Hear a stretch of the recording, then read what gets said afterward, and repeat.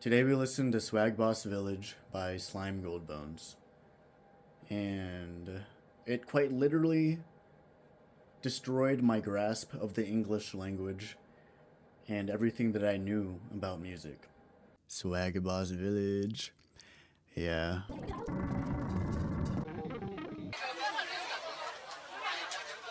There's one more, right? Or is that all of it? Oh shit. Damn. I don't even know how to start talking after that. I gotta process that for a bit, you know? I wanna listen to your other shit, bro.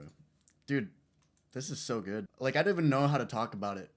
I don't even know how to talk about it. Right off the rip. I'm like so pleasantly surprised, dude. I'm like so thankful.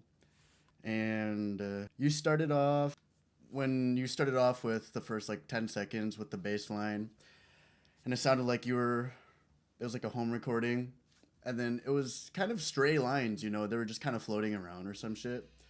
But you got the amp hiss, you know, it kind of gives off a really like homemade amateur impression, and I feel like that kind of lowered my guard a little bit. I wasn't falling asleep.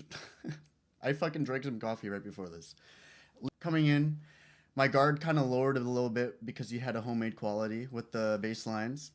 And that is a benefit to you because it ended up being a really cerebral, very holistic experience. You know, you had a lot of stereo field action going on. It was really multi-dimensional feeling, and you had a lot of different flavors of layers at the same time. With that comment, I wanted to appreciate just how you opened the experience, and also your identity slash your tag, your producer tag, Swagboss, being repeated throughout the experience is also kind of disarming.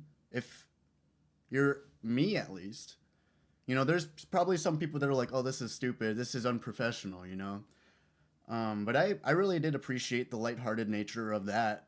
It comes across as a project that doesn't take itself too seriously, which it worked in your favor, definitely. Same with your album art. You're presenting silly up front, so it's easier to kind of like just listen to you, I think, without like trying to give such a critical ear and everything. And then with that, it's more of an open reception. It's more of a free listen. This is the next person that I thought of, right? Like, you know, Miles, if you freaking rapper that is known just to be the worst rapper. And even on like the Anthony Fantano interview that he had, he was like, oh yeah, I strive to get worse every release. It's like a project that doesn't take itself seriously, except your music is like really good and your presentation is really good. It's like it's like two sides of the same coin with you and You Know Miles. I'm leaving this experience feeling kind of changed, except yours is way more transcendent than You Know Miles. You Know Miles, I would say that it's more of a performance art than art, and yours is definitely just like art, you know.